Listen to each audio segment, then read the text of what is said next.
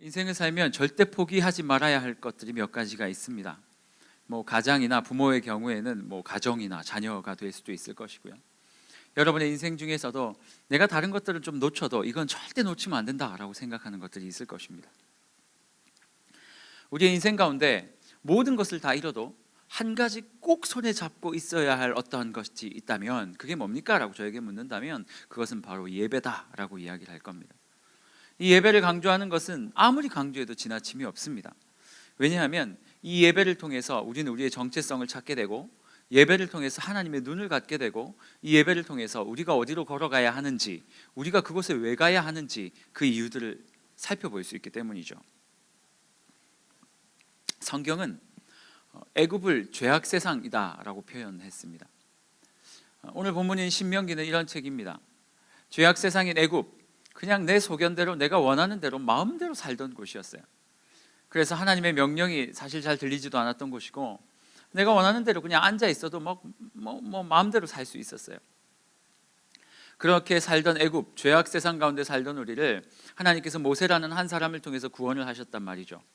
모세의 손에 이끌림 받아서 구원돼 온 이스라엘 백성. 근데 그 백성이 하나님께서 이제 가나안 땅으로 들어가라 라고 말씀하셨는데 그 앞에서 불순종을 하게 되죠. 가만히 보니까 너무 힘들어 보여요. 앞에 골리앗 같은 애들이 서 있는데 도무지 이길 자신이 없어요. 그래서 하나님 앞에서, 모세 앞에서 우리는 저 땅에 절대 들어갈 수 없다라고 이야기를 했고, 하나님은 그것을 그들의 불순종이라 생각을 하셨습니다. 그래서 그 이스라엘 백성에게 뭐라고 말씀하셨냐면, 너희가 지금 불순종했으니까 이 땅 들어가지 마라. 그리고 지금 나에게 불순종한 너희들은 가나안 땅에 들어갈 수 없을 것이다. 이렇게 명령을 받고 난 다음에 38년 동안 이스라엘 백성들은 광야에서 뺑글뺑글 돌았습니다. 그 38년의 기간 동안 그들은 하나님과 아무런 교감이 없었어요. 성경은 그 38년의 기간을 기록한 절이 하나도 없어요. 딱 한 군데 신명기에 있는데 뭐라고 기록하냐면 얘네들 38년 동안 다 죽었다, 이 얘기밖에 없어요. 그때 당시에 지각이 있고 이성이 있어서 하나님의 명령을 불순종할 수 있었던, 명령에 불순종할 수 있었던 1세대들은 다 죽었어요. 그리고 이제 모세라는 사람과 함께 모세, 여호수아, 갈렙 3명만 1세대에 속해 있었고요. 나머지는 전부 2세대들이었어요. 그 2세대들과 함께 38년, 40년 동안 광야를 뺑글뺑글 돌다가 이제 가나안 땅 앞에 딱 온 거예요. 이제 저 땅만 건너면 하나님께서 우리에게 40년 전에 주겠다 말씀하셨던 그 땅이 딱 저 강만 건너면 돼요. 그런데 이스라엘 백성 앞에는 두려움이 또 생겼어요. 제일 많이 두려웠던 사람이 누구였을까요? 모세였어요. 모세. 왜냐하면 38년 전에 똑같은 상황 앞에서 하나님의 명령 앞에 불순종한 그 아버지 세대들을 봤거든요. 그리고 가나안 땅도 여전히 그 사람들이 존재했어요. 이만한 사람들이. 그러니 이스라엘 백성들이 여전히 두려움을 가지고 있었을 것이다 라는 걸 모세는 알았고, 1세대가 실패했던 이유, 그 똑같은 이유 자기가 보고 있었고, 그런데 더 두려운 것은 뭐냐면 자기가 이들을 데리고 가나안에 못 들어가는 거예요. 내가 이들을 데리고 들어갈 수만 있어도 좀 하나님 앞에 불순종하는 모습이 보일 것 같으면 나쁜 놈들아 순종해라 라고 이야기하면서 다그치기라도 할 텐데, 하나님은 모세에게 가나안 땅에 들어가지 말라고 말씀하셨고 모세는 들어갈 수가 없었어요. 그래서 모세 대신에 여호수아를 한 명 선택해서 하나님이 뽑아주셨는데, 그 여호수아는 너무 비실비실했어요. 맨날 무섭다고. 여호수아 1장에 보면 나오잖아요. 맨날 하나님이 나와서 뭐라고 말씀하세요? 강하고 담대해라, 두려워하지 마라, 내가 너와 함께하리라, 내 손이 너와 함께할 거니까 걱정하지 마라. 계속 여호수아를 위로할 수밖에 없는 상황에 처해질 만큼 여호수아는 두려움에 벌벌 떨고 있던 사람이었어요. 모세가 이제 그 요단강 앞에서 이 이스라엘 백성들에게 어떻게 해야 되나, 얘네들을 어떻게 하나님 말씀에 순종하게 해야 되나, 그 두려움을 가지고 서 있었는데 하나님이 마음에 주신 것 같아요. 모세가 선택한 건 뭐였냐면 그 이스라엘 백성에게 다시 하나님의 말씀을 전하는 거였어요. 하나님께서 원하시는 것이 무엇인지, 너희가 어떤 것을 하면 되는지, 어떤 것을 해서는 안 되는지, 그 이야기를 그들에게 잘 가르친 다음에 그 말씀에 그들을 맡기는 거, 그거밖에 모세가 가진 답은 없었어요. 그래서 모세는 이스라엘 백성들을 위해서 설교를 하기 시작하는 게 신명기예요. 이 신명기는 크게 두 부류로 나눌 수 있는데요, 1장에서 11장까지는 똑같은 이야기예요. 야, 말씀이 정말 중요하다. 말씀대로 순종만 하면 너희들 복받고 살 수 있다. 승리할 수 있다. 절대 불순종하지 마라. 이런 이야기를 한 거고요. 12장에서 26장 그 이후에는 뭘 말했냐면 너희가 순종해야 할 말씀이 뭐냐면 A, 뭘 하면 안 된다. B, 이것은 반드시 해야 된다. 이런 이야기를 하고 있는 거예요. 이해되세요? 됐겠죠? 제가 예찬이한테 이렇게 얘기하는 거예요. 예찬아, 아빠 오늘 집에 늦게 들어오니까 엄마 말씀 잘 들어야 돼. 엄마가 하면 시키는 거 다 하고 이렇게 착하게 굴고 엄마한테 순종하면 아빠가 나중에 갔다 와서 베스킨 띵띵스 사줄게. 네. 뭐 그렇게 이야기하는 것과 비슷할지 몰라요. 그럼 이렇게 묻겠죠, 예찬이가. 아빠, 그러면 엄마가 어떻게 말할 때 뭘 지키면 돼요? 뭐 하면 돼요? 라고 묻겠죠. 그때 제가 이렇게 말하는 거예요. 엄마가 밥 줄 때 잘 받아 먹고, 엄마가 하지 말라는 거 하면 안 된다. 너 잔 이불은 네가 개고, 아직 이불 갤 나이는 아니에요. 화장실 가고 싶으면 엄마한테 화장실 가고 싶다고 이야기를 하고, 엄마가 TV 그만 보라 그러면 끄고, 엄마가 심부름하면 심부름하고, 물론 심부름한 나이도 아니에요. 그러니 이제 모세는 이스라엘 백성들에게 말씀에 순종해야 돼 라고 이야기를 하고, 오늘 나온 본문 12장부터 도대체 뭘 순종해야 되나요? 라는 그 말 앞에 가장 처음 탁 내어준 순종의 1번, 이거는 반드시 순종해야 돼, 이게 제일 중요해 하면서 이야기를 한 게 12장에 등장을 하는 거예요. 그게 뭔지 아세요? 예배예요. 예배. 모세가 두려웠어요. 뭐가 두려웠냐면 그들이 가나안 땅에 딱 들어가면 제일 먼저 맞닥뜨려질 게 가나안의 문화였어요. 가나안의 문화는 굉장히 화려했고요, 자극적이었어요. 이방인들의 예배 의식은 뭐였냐면 항상 처음에는 이제 신들을 위해서 뭔가를 했을 거예요. 뭐 제물도 갖다 바치고 뭔가를 했을 거예요. 두 번째는 뭐냐면 굉장히 음란한 행위를 통해서 자기 스스로도 신도 서로 만족할 수 있는 어떤 행위를 했어요. 그러니 이스라엘 백성이 가나안 땅에 딱 들어가면 굉장히 자극적으로 예배하는 그들의 문화를 맞닥뜨릴 것이고, 자기도 그게 즐겁기 때문에 쾌락이 있으니까 거기에 자신의 이 모든 것들을 던질지 모르겠다. 하나님께서 이스라엘 백성들이 가나안에서 그들과 막 이렇게 섞여 살 것을 너무 두려워하셨던 거예요. 아니, 모세가, 하나님도 두려워했겠지만. 그래서 모세는 뭐라고 이야기를 했냐면, 이스라엘 백성아, 너희가 가나안 땅에 들어가면 절대로 하지 말아야 될 게 있는데, 아니 해야 될 게 있는데, 그것은 하나님 앞에 예배 드리는 거, 이거 하나는 절대 포기하면 안 된다. 이게 하나님께서 모세가 그들에게 제시했던 첫 번째 약속이었어요. 첫 번째 계명이었어요. 오늘은 제가 여러분들과 함께 12장을 조금 살펴보면서 도대체 하나님께서 예배를 어떻게 설명하고 계신가를 좀 살펴봤으면 좋겠어요. 우리가 가진 생각으로 내가 그냥 경험한 바로 이게 예배가 아닐까라는 이 생각을 조금 뜯어고치고 갔으면 좋겠습니다. 여러분, 우리는 처음부터 예배하기 위해서 부르심 받은 자들이거든요. 그런데 타락해서 그 예배를 못 드리게 된 상태였어요. 예수님이 오셔서 다시 우리에게 요구하시는 건 뭐냐면 다시 하나님 앞에 예배하며 살아가라는 거예요. 많은 사람들이 예배가 뭔지를 정확하게 몰라요. 어떤 사람들은 예배를 이렇게 정의하고 있는 사람이 있을지 모르겠어요. 교회당에 모여가지고 같이 찬양하고 말씀 듣고 기도하면 예배다라고 생각할지도 모르겠어요. 여러분, 이것이 예배가 맞습니까? 맞죠. 잘 듣고 따라오셔야 돼요. 맞죠. 하나님 앞에 찬양하고 말씀 듣고 기도하는 거 주님을 위해 하는 거니까 예배가 맞단 말이에요. 하지만 여러분, 이것은 예배의 반쪽짜리. 예배 한 세트, 예배 하나 주세요 하면 예배 한 세트가 나올 건데, 그 예배 세트는 하나님 앞에 나와서 주일에 말씀 듣고 찬양하고 기도하는 것에 끝나는 것이 아니라 하나님께서 허락해 주신 삶을 살아내는 것까지가 예배에 포함되어 있어야 한다는 거예요. 이것이 단순히 제가 이야기하는 것이 아니라 성경이 오늘 여러분에게 이 이야기를 증거하고 있다는 거죠. 가나안의 삶, 이제 애굽을 떠나와서 가나안에서 산다는 것은 가나안 문화, 세상의 문화와 전쟁하는 삶일 거예요. 가나안은 끊임없이 여러분에게 뭐라고 가르칠 거냐면, 너희 하나님 앞에 예배하는 것은 좋지만, 아니 처음엔 예배하지 말라 그러겠죠. 아니 그래도 나 예배해야 돼 라고 이야기를 하면, 그러면 예배를 하되 요 정도만 하면 돼 라고 이야기할 거예요.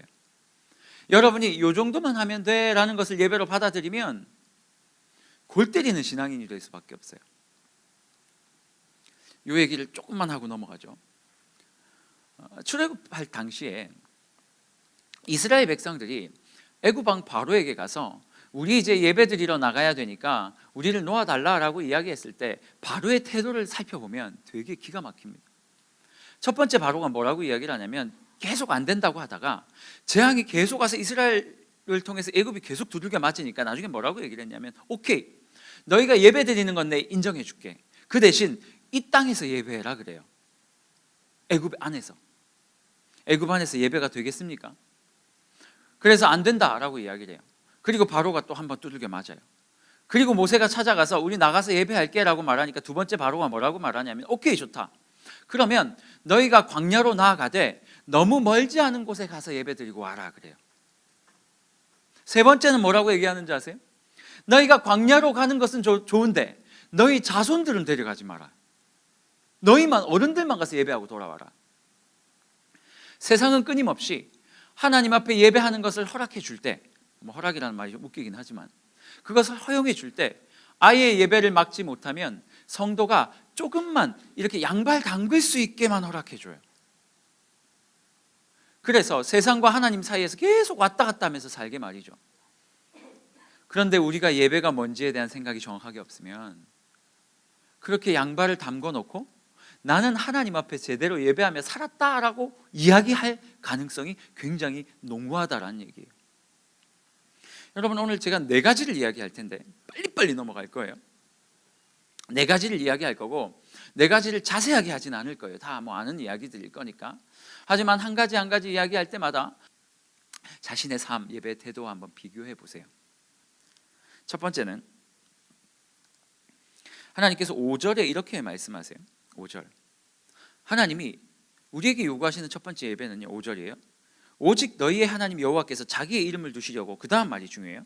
너희 모든 지파 중에서 택하신 곳인 그 계실 곳, 그곳에 가서 예배해라. 성경을 쭉 읽다 보면요, 나중에 뭐라고 얘기하냐, 8절에 보면 우리가 오늘 여기서는 각기 자기의 소견대로 살았는데 너희가 거기서 가나안 땅에서는 여호와께 그렇게 하지 말라.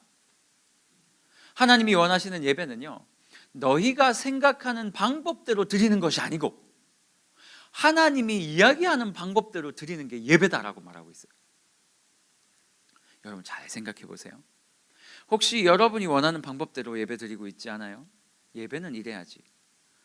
오늘 설교 되게 길다. 40분 있었으니까 집에 가도 되겠지. 일어나서 나가요. 자매님 어디 가세요? 저는 교회당에 1시간 있었거든요. 예배 다 드린 거예요. 나갈 수도 있는 거죠. 물론 그런 사람은 없겠지만 막 축도하려고 그러는데 막 뛰쳐나가는 사람부터 시작해서 예배 개념이 다 달라요. 찬양, 왜 자매님 오늘 왜 이렇게 늦게 오셨어요? 지금 찬양 거의 다 끝나가요. 말씀만 들으면 된다고 생각하는 사람이 있어요. 찬양은 예배 아니고 마치 그 워밍업, 이렇게 몸풀기 하잖아요. 운동하기 전에, 수영하기 전에 이렇게 심장 갑자기 놀래면 안 되니까 막 물 찍어가지고 가슴에 바로, 찬양이 그런 거라고 생각을 해요. 막 그래가지고 찬양, 저는 충분히 워밍업을 했기 때문에 지금 말씀이 선포돼도 바로 받아들일 수 있습니다. 그러니까 말씀 시작할 때 올게요. 그냥 단순히 웃을 일이 아니고요, 우리 안에 이런 경우가 많다는 거예요. 내가 원하는 방식, 내가 원하는 방식의 설교자, 내가 원하는 방식의 찬양. 웨스턴 쪽 찬양은 좋아요. 그런데 국거리 장단은 싫어요. 우리는 주의 움직이는 얼쑤, 이게 뭐예요? 이게 무슨 찬양이냐고요. 경배하리, 이게 찬양이죠. 박수 치면서 찬양을 치는 게 아니고, 찬양하는 거는 너무 저급한 거예요. 왜 일어나서 노래하자 그래요? 각자 내가 원하는 방법들이 딱 설정되어 있어요. 예배는 일주일에 한 번만 드리면 된다. 심지어는 예배는 교회당에서 드리면 된다. 내가 원하는 방식의 예배들을 딱 정해놓고 그 방식에 벗어나면 그걸 예배로 인정 안 하는 사람들이 꽤 많죠. 여러분, 주일 예배 잘 드리고 있습니까? 혹시 이렇게 드리고 있지는 않아요? 9시에 깨면 2부 예배, 2부 예배가 9시죠. 9시에 깨면 3부 예배, 실수로 새벽 6시에 일어났어요. 그럼 아까우니까 1부 예배. 어제 늦게까지 놀아가지고 너무 늦게 일어나서 1시 반에 일어났어요. 그러면 3부 예배, 4부 예배, 5부 예배. 오늘 실수로 진짜 실수로 3시에 일어났어요. 그러면 뭐 조이스 예배면 됐지 뭘 그걸 2번씩이나 드려. 혹시 여러분의 예배가 이렇게 줏대 없진 않습니까? 여러분, 몇 부 예배를 드리는 것이 하나님 앞에 온전한 것은 아니에요. 하지만 우리가 예배에 대한 태도를 가질 때 딱 정하는 거예요. 하나님, 저는 주일을 주님의 날이라고 생각합니다. 근데 제가 일이 너무 바쁘고 힘들어서 아침 일찍 나오는 건 좀 힘들고요. 그래서 주님, 저는 3부 예배, 11시 예배를 하나님 앞에 나의 예배로 생각을 하고 꾸준히 그 약속된 시간 앞에 하나님 앞에 나아가서 예배 드리겠습니다. 하나님과의 약속인 거거든요. 1부를 드리든 5부를 드리든 상관은 없어요. 하지만 들쭉날쭉 내 상황에 맞춰서 내가 드리고 싶을 때 드리고 안 드리고 싶을 때 안 드리고 뭐 이런 식으로 대충 가서 도장 찍는 예배를 드리는 게 아니라 하나님께서 원하시는 방법대로 하나님 앞에 내가 약속을 하고 정한 다음에 그렇게 하나님 앞에 내 시간들을 그 전날 뭐 야근을 했어도 2부 예배를 드리기로 했으면 피곤하지만 나와서 그 시간을 드리는 거예요.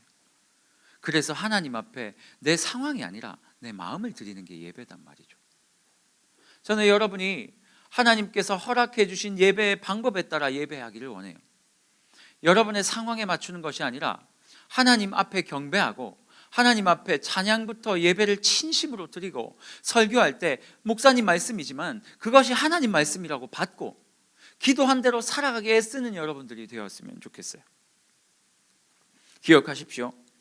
예배는 내가 원하는 대로가 아니라 하나님께서 말씀하신 방법대로 드리는 거예요. 이게 막 심해지니까 목사님 이번 주에는 저는 해변으로 가겠습니다. 해변 예배, 해변 특별 예배. 목사님 이번 주는 산으로 가가지고 드리겠다고. 산 특별 예배, 계곡에서 드리는 예배. 나중에는요 이게 1, 2, 3부 예배를 막 드리다가 난 3부 예배를 드리려고 애를 썼지만 왔다 갔다 하면 이게 개념이 깨져버리면 친구들이 전화가 와요. 그럼 그 친구들의 약속 시간에 맞춰서 예배가 바뀌어요. 당연히 조이스 예배는 이미 날라갔죠. 친구가 5시에 만나자 그러면 5시에 맞는 예배 드리고 2시에 만나자 그러면 2시에 나갈 수 있는 맞는 예배 드리고 어디 멀리 놀러 가자 그러면 1부 예배 드리고 아니면 그 전날 놀러 갔다 와가지고 5부 예배를 드리려고 그러는데 아이고 늦었어요. 그럼 주님 앞에 영상 예배 드리고 점점 예배의 우선순위가 밀려가기 시작하다가 주의 날이 아니라 나의 날로 바뀌어버리는 거예요. 주일이.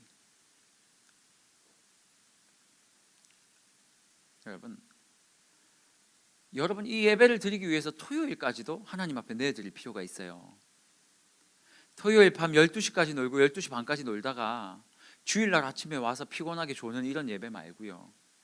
하나님께서 원하시는 예배는 신령과 진정으로 하나님 앞에 나와서 나의 마음과 나의 삶을 올려드리는 게 예배거든요. 이 예배가 우리 안에 딱 열리면 이 예배가 우리에게 진짜로 딱 적용이 되어지기 시작하면 예배를 통해서 하나님을 만나기 시작하면 우리의 눈이 딱 열려요. 우리의 눈이 딱 열리면서 하나님의 마음으로 이 세상을 바라볼 수 있게 돼요. 이 예배의 능력이에요. 여러분, 이 세상 살아가면서 절대로 놓치지 말아야 할 하나가 있다면 여러 개 있을 거예요. 하지만 제일 중요한 거 하나가 있다면 하나님 앞에 예배드리는 이건 절대 놓치시면 안 돼요. 제가 예언 하나 할까요? 10년, 20년 지나고 여러분이 권사님, 장로님이 되고 안수집사님이 되고 나이 들어서 교회에서 시니어가 딱 될 때쯤 되면 대한민국의 예배는 엄청 흐트러져 있을 거예요. 여러분만 앉아 있을 가능성이 높아요. 왜? 우리가 모범을 못 보였기 때문이에요. 여러분 오늘부터 딱 정하세요. 내가 주일 몇 부 예배를 드리겠다. 목사님 조이스 예배만 오면 되나요? 아니요 여러분, 그렇지 않아요.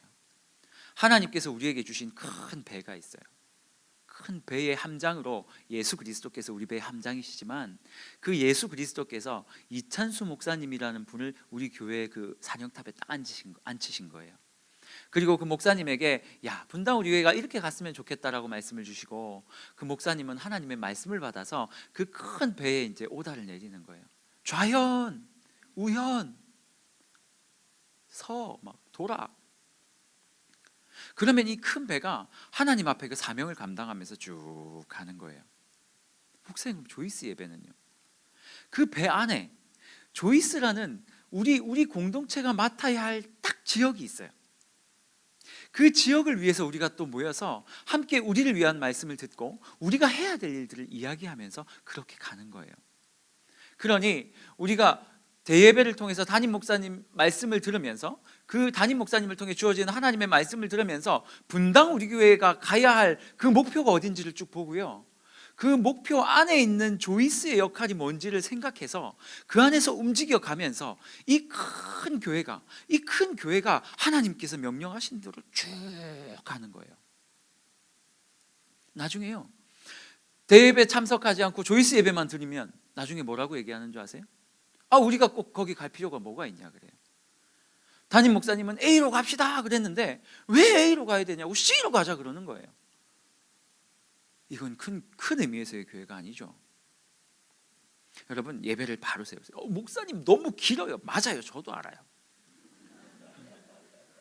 근데 뭐 어쩌겠어요. 그렇다고 우리가 조이스 예배를 버리겠어요? 대예배를 버리겠어요? 그럴 수 없는 노릇이거든요. 그래서 제가 최대한 짧게 하려고 애쓰는 게 이 정도예요. 예전엔 더 길었다는 소문을 들었어요. 여러분, 디스하는 거 아니에요?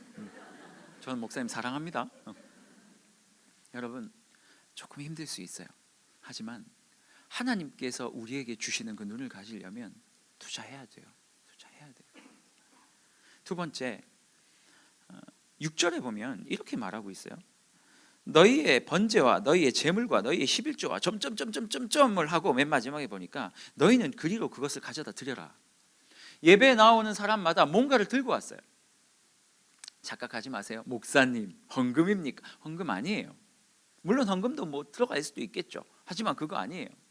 하나님께서 뭐라고 말씀하셨냐면 너희가 예배를 드리러 올 때 뭔가를 가지고 오래요. 그런데 그 무언가가 뭐냐면 6절에 보니까 너희의 번제고요, 제물이고요, 11조고요, 너희 손에 있는 거제고 서원제가 낙헌이요. 이 뭘 말하는 거냐면 우리의 삶을 가져오라는 거예요. 삶을.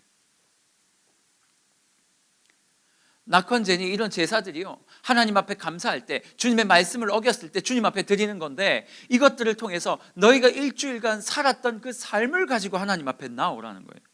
여러분, 예배는요 그냥 주일날 와가지고 쭉 앉아있다가 막 은혜 받고 찬양 부르다 집에 가는 게 예배가 아니라, 일주일 동안 살았던 삶을 가슴에 짊어지고 어깨에 짊어지고 교회 앞에 딱 나와가지고 하나님, 나 이거 일주일 동안 이렇게 살았습니다 하고 주님 앞에 딱 내려놓는 거예요.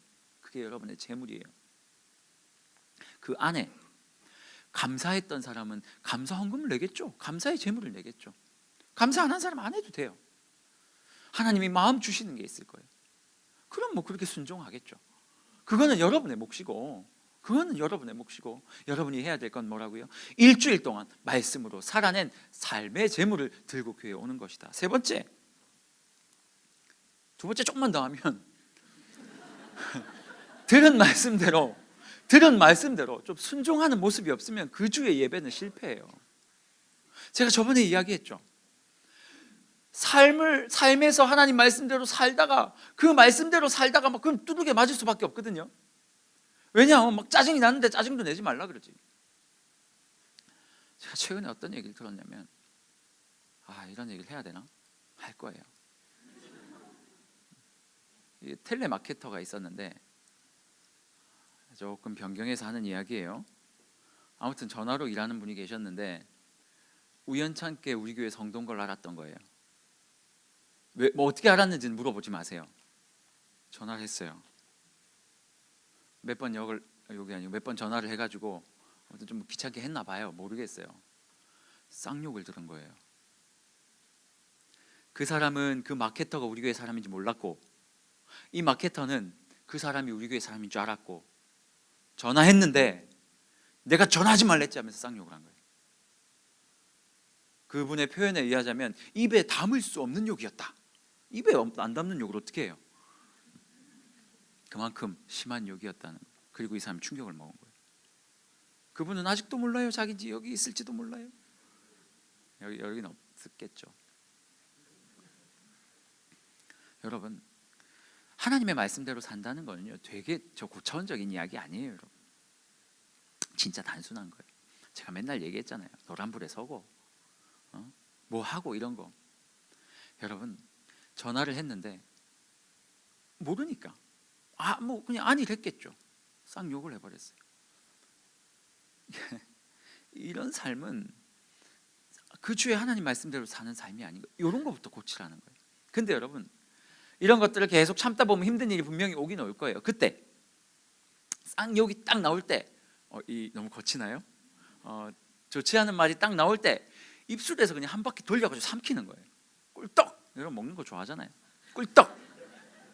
이거 삼키고 마음 가다듬고 정중하게 거절하고. 이게 힘들 거예요. 직장에선 더 힘들 거예요. 욕도 더 먹을지 몰라요. 하지만 이런 삶을 살아낸 사람이 힘들고 지치고 아프고 하나님 나 일주일 내내 이렇게 살다가 이렇게 찢겼어요 하고 주님 앞에 돌아왔을 때 주님께서 은혜를 주신단 말이에요. 아픈 사람이니까 은혜를 받을 수 있죠. 안 아픈 사람 은혜 못 받아요.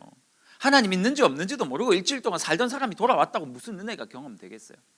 세상에서 말씀 때문에 두드려 맞았던 사람이 교회에 딱 나왔을 때 하나님의 말씀이 위로가 되고 은혜가 되고 막 이런 거죠. 세 번째, 이날은 어떤 날이냐면 7절을 보면 복 주심을 기억하고 감사해라.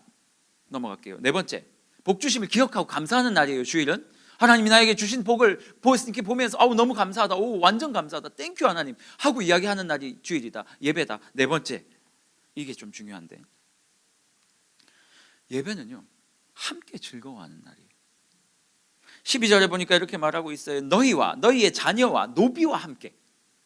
와, 너희와 괜찮아요. 나의 가족들 괜찮아요. 너희의 자녀, 이 사람들에게 마음껏 퍼주고 감사할 수 있어요. 그런데 그 뒤에 뭐라고 나와 있어요? 노비와 함께. 너희의 하나님 여호와 앞에서 즐거워해라. 그리고 내 성중에 있는 레위인에게도 그렇게 해라. 여기서 즐거워하라는 말은 무슨 말이냐면 그들과 함께 네가 받은 그 재물들을 나누라는 말이에요. 네가 가진 그 곡식들을 나누라는 말이에요. 그 바로 직전에 7절에 보면 너희 손으로 수고한 그 곡식을 가지고 가족들과 나누어 먹으면서 즐거워하는 게 예배다라고 말하고 있거든요. 그 나눔이 그 가족들 안에만 있으면 안 되고 이것이 너희의 노비에게까지 그리고 레위인에게까지 흘러가는 것이 예배다라고 말하는 거예요. 여러분, 우리가 수련회 때 많은 은혜를 받았을 줄 압니다. 그 은혜 받았던 이야기가 지금까지도 들려오고 있어요. 그런데 그 은혜가 되게 좋았다, 기뻤다, 그날 기도할 때 너무 좋았고 말씀 들을 때 너무 좋았다 해서 끝나면 그건 온전한 게 아니라는 말이에요. 그 받았던 내용들이 여러분의 삶을 통해서 구현이 되어야 해요. 흘러가야 된다고요. 그게 바로 예배다. 예배의 정의는 이래요. 하나님께서 정해주신 법도대로 예배하는 것이고, 두 번째, 삶의 재물을 준비해서 가지고 와서 하나님께 드리는 게 예배고, 세 번째, 우리의 식구들과 함께 감사하는 것이 예배고, 네 번째, 그 감사가 알 수 없는 다른 사람, 노비와 같이 우리와 동일 인문이 아니더라도 사람들에게 흘러가는 게 예배다. 이 네 개가 딱 합쳐졌을 때 하나님은 뭐라고 말해요? 예배다. 그리고 이 네 개를 딱 합쳐서 예배를 드리는 사람만 가나안에 섞이지 않고 세상 문화에 섞이지 않고 살아갈 수 있다라고 오늘 본문이 말하고 있는 거예요. 여러분의 예배를 한번 돌아보세요. 네 개 중에 뭐가 부족하세요? 혹시 네 개 다 부족한 분 계세요? 책망을 하려고 하는 이야기가 아니라 바꾸자는 이야기예요.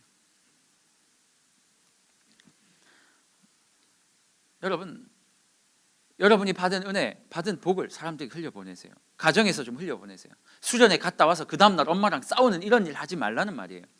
수련회 가가지고 우리는 주의 움직이는 교회 했는데 직장에 움직이면서 막 총 쏘고 막 이런 교회로 가면 안 된단 말이에요.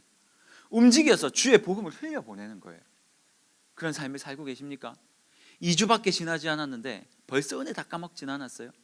여러분을 만나는 자마다 그 은혜를 받았으면 좋겠어요. 흘려보내진 은혜. 우리는 이번 여름에 이 은혜를 흘려보내는 작업을 또 할 거예요. 우리가 준비하는 국내 선교, 하나님께서 우리에게 허락하신 예배라고 생각합니다. 우리가 받은 은혜, 이것들을 알 수 없지만 시골에 계신 목회자들과 그 교회와 성도들과 아이들을 향해서 흘려보내는 거. 여러분, 이건 도시교회가 받는, 하나님 앞에 받은 사명이에요. 원래 여러분 다 농사 짓고 그 시골에 있어야 되는 사람들이에요. 근데 우리가 이 좋은 교회에서, 이 삐까뻔쩍한 이 도시에서 모여가지고 이렇게 은혜 받으며 살잖아요. 그러면 원래 우리를 태어나게 했던 그 도시가 아니고 농촌, 이제 젊은이가 없어가지고 할 수가 없대요. 주일학교를 하려고 그러는데 주일학교를 애들은 있는데 할머니들밖에 없는 거예요. 그래서 걔네들하고 교감이 안 돼요. 맨날 뭐 노래 부르자 그러면 아리랑 부르고 막. 어떻게 방법이 없잖아요. 목사님이 뭐를 하자 그러는데 목사님이 제일 어려요. 그때 누가 그랬는데 70대 목사님인데 막내래요, 교회에서. 뭘 하시겠냐고요. 그때 여러분의 손이 필요한 거예요. 찾아가서 말씀대로 흘려보내자는 마음으로 그곳에 가서 하나님의 또 예배를 하는 거예요. 이런 흘려보냄이 있을 때 그 모든 것을 통틀어 하나님께서 우리에게 예배하고 있다라고 말씀하는 거고요. 그렇게 예배드리는 자는 하나님의 눈을 갖게 되는 거예요. 왜냐하면 야, 이번 주에는 어떻게 내가 예배드려야 되지? 직장에서 어떻게 흘려보내야 되지? 하나님과의 관계, 예배가 회복된 자들만 그 고민을 할 수 있어요. 그리고 그 고민을 한 자만 그렇게 살아갈 수 있는 거고. 여러분 명심하십시오. 조이스 예배 가볍게 여기지 마시고 주일 우리 대예배 가볍게 여기지 마세요. 목사님 무리한 요구예요. 예, 무리한 요구 하겠습니다. 그 무리한 요구가 여러분을 살릴 겁니다. 여러분 이 시간에 안 온다고 어디서 뭐 하고 있겠어요? 집에 가서 텔레비나 보고 있을 거 아니에요, 우리 다. 죄송해요. 너무 세게 말한 것 같아요. 하지만 이 무리한 요구를 여러분께 함으로써 이 시간을 통해서 여러분의 시각이 바뀌고 흘려보내는 예배가 되어지고, 그럴 때 하나님의 은혜가 우리의 삶을 탁 지배하는 거예요. 그래서 기쁜 거예요. 돈이 많아서 기쁜 게 아니고 그냥 그렇게 사는 게 기쁜 거예요. 그게 행복한 거예요. 우리 같이 찬양하길 원합니다. 지난주에도 찬양했는데 하나님 아버지의 마음, 예배하면 눈이 열려요. 예배가 회복되면 눈이 열려요. 눈이 열린 자는 아버지의 마음을 받게 돼요. 그리고 그 마음을 가진 자는 순종하게 되어 있고, 순종한 자는 희생하고 헌신하게 되어 있고, 그 희생과 헌신이 있는 그 자리에서 또 다른 생명이 잉태되게 되어 있습니다. 하나님의 마음을 좀 갖기를 원해요.